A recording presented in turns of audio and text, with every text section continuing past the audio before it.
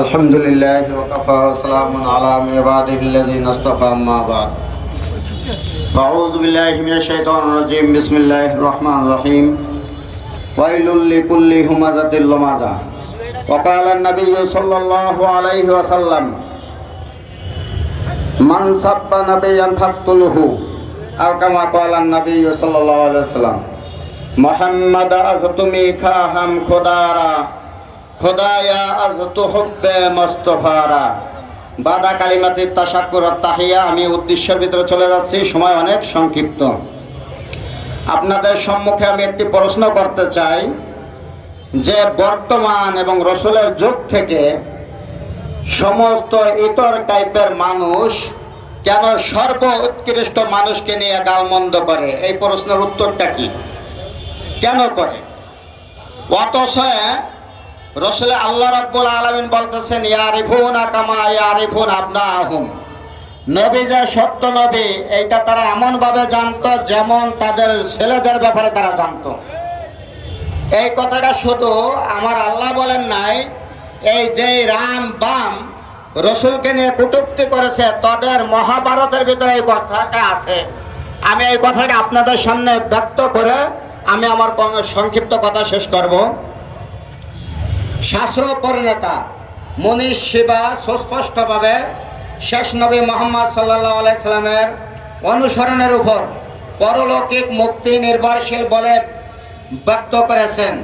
উনি সাংস্কৃতিক ভাষায় বলেন লা ইলাহা হরাত পামাম ইল্লা ইলাহা পরম পদম জন্ম বৈকুণ্ঠ অপহীনিত জপিনাম মুহাম্মাদাম। এটার বাংলা অর্থ দাঁড়ায় লা ইলাহা ইল্লাল্লাহর আশ্রয় ব্যতীত পাপ মুক্তির অন্য কোনো উপায় নেই। লা ইলাহা ইল্লাল্লাহর আশ্রয় ব্যতীত পাপ মুক্তির অন্য কোনো কি নেই, উপায় নেই।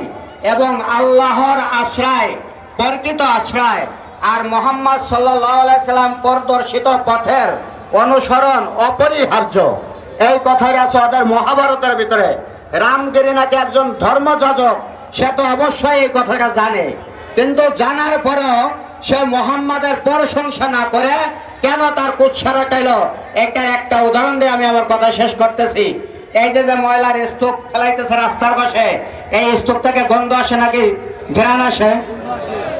ময়লার যে টাঙ্কি আছে, টাঙ্কির থেকে ঘেরান আসে নাকি গন্ধ আসে? আপনার পেট যদি খারাপ হয়, যদি পাদে মোখালেপ তথা বায়ু ছাড়েন, গন্ধ করবে নাকি ঘেরান করবে? এদের সম্পূর্ণটাই হলো ময়লার স্তূপ, এরা হলো ময়লার টাঙ্কি। তাদের পেট খারাপ হয়েছে, তারা অসুস্থ, এই জন্য তাদের কথার থেকে কখনো সুন্দর কথা বের হয় না, তাদের মুখ দিয়ে রসুলের প্রশংসা জনিত কখনো পানি বের হবে না। আল্লামা শেখ সাদী রহমাতুল্লাহ আলাইহি বলেছেন কুল্লু ইনাইন ইয়াতারাশাউ বিমা ফিহি, পাত্রের ভিতরে যা থাকে পাত্রের থেকে তাই বের হয়। পাত্রের ভিতরে যদি প্রস্রাব থাকে তাই প্রস্রাব বের হবে, দুধ থাকে দুধই বের হবে।